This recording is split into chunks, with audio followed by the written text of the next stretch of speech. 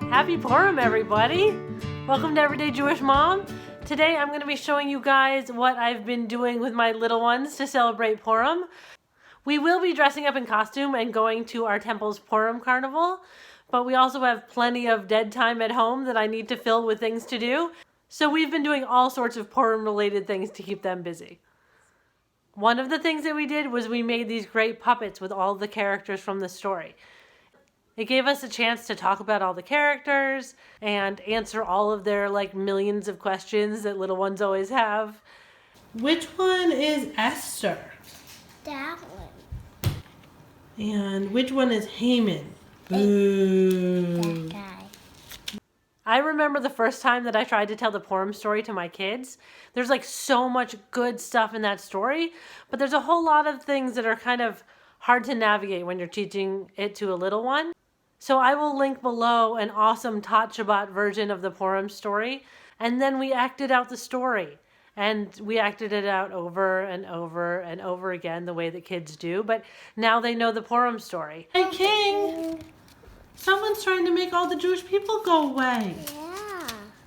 And if they do, then I'm going to have to leave too. I love baking with my kids, and I'll link to the video I made about baking Hamantaschen with them. But part of baking Hamantaschen is that once you make the dough, it then needs to refrigerate for a little while. While the dough was refrigerating, we practiced folding Hamantaschen with Play-Doh and checkers. So we're going to make a corner. We're going to take two. And... I will send it to Emma. All right, I'm going to do like that. Can you fold in the other side? Like that? Mm-hmm. Fold that one up. Fold this one up flat. This one goes up flat. And then you have two more corners. Can you make those corners? The last thing that we did was we made Hamantaschen pizza. It's nice to come up with new fun ways to celebrate Purim, and Purim is supposed to be a fun, wacky holiday. So why not do things a little bit differently than we normally do? This is what we're using to make our Hamantaschen pizza. I got a refrigerated pizza crust because it's already rolled out flat. I thought that would be the easiest to fold. Pizza sauce, cheese. I'm going to use this mixing bowl to make an outline on my pizza in a circle, and then I'm going to cut it with my kitchen scissors. And my girls here are going to use the same pizza cutter we made for our cookie Hamantaschen to cut out circles for their pizza. And then sauce, cheese.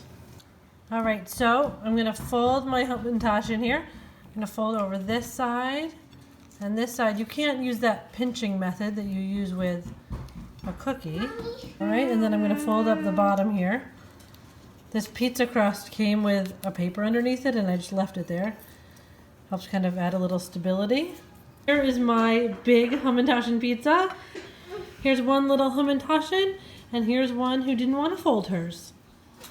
To add a little more flavor to this crust, I added some garlic powder and Parmesan cheese.